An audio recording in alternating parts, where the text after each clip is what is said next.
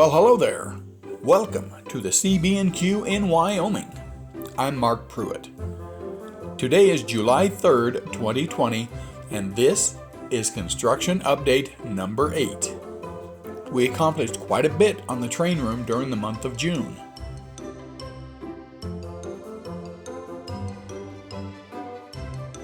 Ignore that rather untidy looking man being reflected in the window.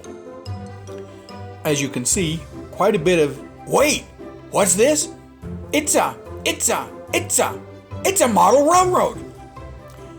Well, it's the start of a new model railroad anyway. We'll talk about it in a few minutes. Progressing on around, you can see that the room has filled up with much of the clutter that we had moved to the other side of the basement. Let's go back and see how everything progressed through June.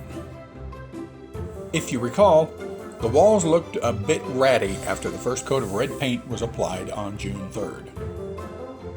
With the addition of the second coat the following day, things were much improved.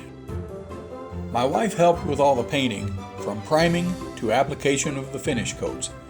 Here she is putting on the second coat in the alcove. Immediately following the final coat of wall color, I began applying the trim color, bronze green. These colors were chosen because they were the Burlington's standard structure colors in the era I'm modeling. The baseboards on all trim will be painted the bronze green, including the lower flange on all the ceiling joists. Everything above that will remain unpainted. This photo shows the effect of the green trim paint. Where the ceiling joist flanges are painted, they seem to recede into the background, becoming far less visible than the unpainted ones. Painting all those joist flanges took about 10 days. My wife had a friend come visit from Spokane during this time, and she jumped right in and helped. Here she is up on the ladder, paintbrush in hand. Between her and my wife, they did the bulk of the joist painting, working on it 3 or 4 hours a day for several days. Meanwhile, I installed a few sections of upper trim, painted 1x4 poplar, to see how it would look. You can see it in place in this shot of the alcove. Doesn't look half bad. On the 12th of the month, with the joists finished in this part of the basement, we started installing the vinyl plank finish flooring. The next day we finished installing a strip of flooring about 3 feet wide. Anyone up for some bowling? The first few rows of planks were a tremendous pain to install, and I'm afraid I was turning the air blue with my commentary. But after that I kind of got the knack for it, and the planks went in much easier. On the 14th I finished installing flooring in the alcove. That took about 4 hours to do. By the end of that time I had a huge blister on my right knee, despite wearing knee pads while doing this work. That sidelined me from flooring for several days. That didn't bring flooring work to a halt for long though. My wife and her friend jumped right in a couple days later and carried on with the floor. The ceiling painting was just about done by this time. Here they are going through the same learning curve I went through. I found this very entertaining.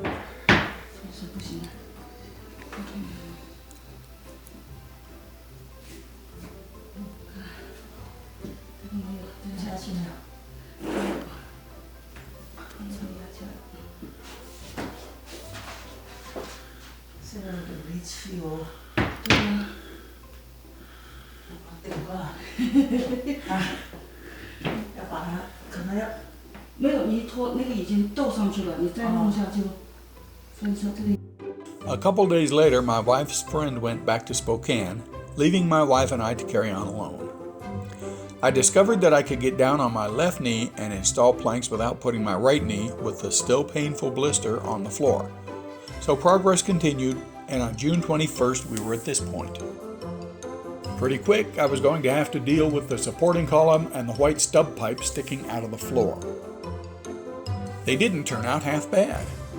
A hole saw in my drill press cut clean holes in the planks.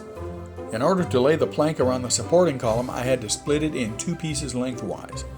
You can't even see the split. The stub pipe was across 2 planks, so they went in without any additional work. By the 23rd of the month, we were approaching the finish line on the flooring. On the 24th, we finished.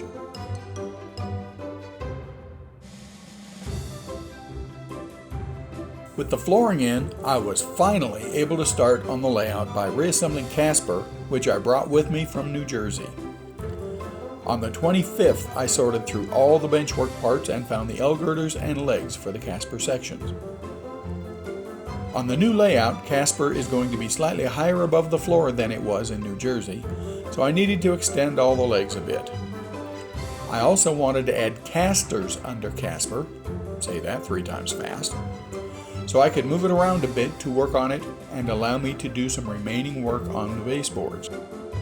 So I modified all the legs under Casper to look like this one. One Casper is freewheeling, but the one on the front of the benchwork has a wheel lock.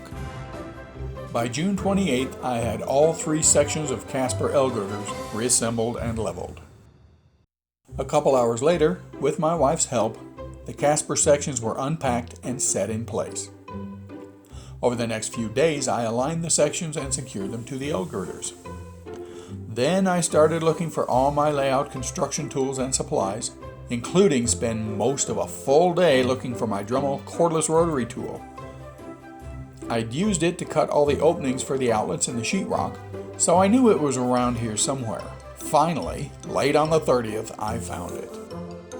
I decided that my first order of business on the layout was to reinstall the bus wiring for Casper, so July 1st I started stringing new wire. Now I'm trying to find my spade connectors to terminate the wires at each of the terminal strips. Haven't found them yet. Oh, and trim and baseboard installation is still going on as well. I promised my wife I would get started on the other side of the basement, so all the stuff over there is being moved back into the train room for now, but to areas that will not impact work on the layout for at least a few months. And that's it! Anyone still with me?